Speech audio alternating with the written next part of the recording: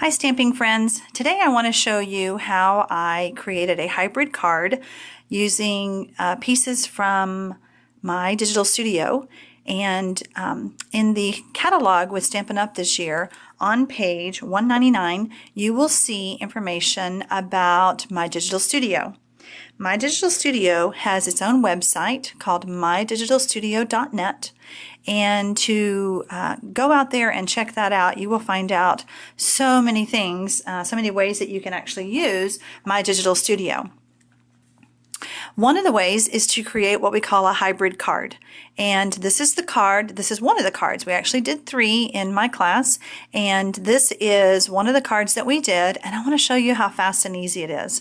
Since I actually created the card online using, or actually on my computer, using My Digital Studio, I wanted to show you what it looks like. I typed smile, just using the text feature in My Digital Studio, and also used some paint splatters.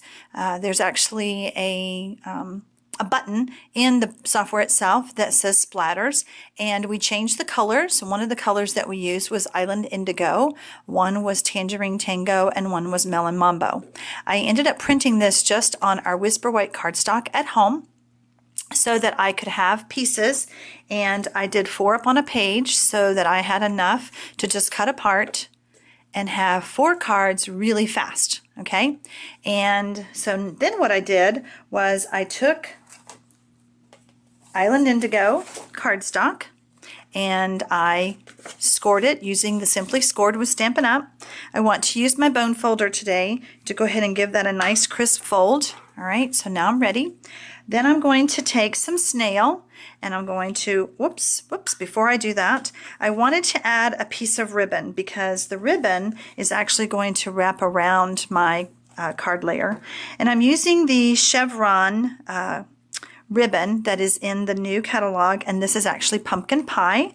I'm going to take my craft scissors, and from any videos that you've seen of mine before, these, I call them my ribbon scissors because they just cut ribbon like butter. I just love using them for ribbon. Everybody that comes to my class knows don't use those ribbon scissors on any of your cardstock pieces. So then what I want to do is I just want to turn this over, and I'm going to add a little bit of snail right there. And then I'm just going to fold this over. Okay, so then I have just my ribbon just kind of flapping there. Then I'm going to take and add more snail all the way around.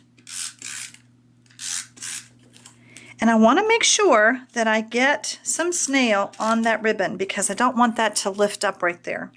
And then I'm going to do that. Okay, then I'm going to attach it to my card base. All right, so there you go. All right, so that's what it looks like. Then I will take and go ahead and put some snail on my ribbon, and then I can fold it over.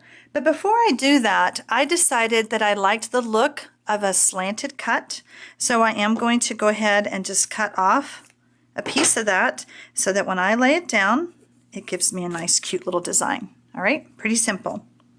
Then I'm going to take the little itty bitty flower punch. I don't know if you can even see that, but it's just a tiny little flower. And I'm going to punch out of my cardstock. Okay. And then I want to use some glue dots, and I like to take the glue dots and lift them off with my snips and then attach it to my little tiny piece of cardstock that I've punched out.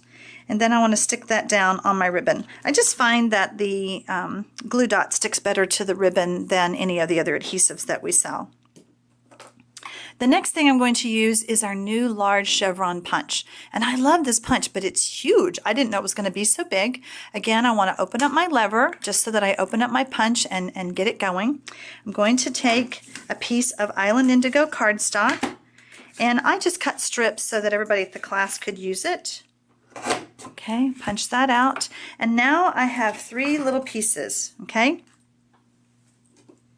I'm going to take and use a little bit of Tombow glue, and I just took and just drew that shape on my card, and then I attached it. Okay, I'm going to just draw another one right beside it, and another one. and then attached my little punch out pieces right beside it. There, so you can see a little bit better about what I'm doing. So I have a little bit of glue, little Tombow glue, and it doesn't have to be perfect. If any of it does squish out, whatever that technical term is, then it does dry clear. Okay, so I have a little bit there. All right, so there you go. There's that so far. And the only thing that I found missing is that I decided I wanted to take the Downtown Grunge and I wanted to use the stamp and open up my Island Indigo, ink that up a little bit. And since I've already mounted this card, have you ever done that? Have you ever like put it all together and you go, oh, I wish I could add one more thing. I want to add a stamp there, but I don't want to stamp on my cardstock. Okay, so what I like to do is just take a scrap piece, lay that there beside it, ink up my stamp one more time, and then I'm just going to stamp straight down, lift straight up.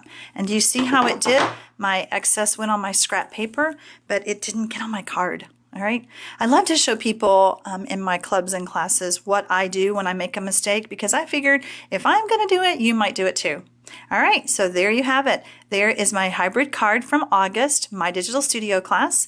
Thank you, stamping friends, for stopping by. I'll see you next time.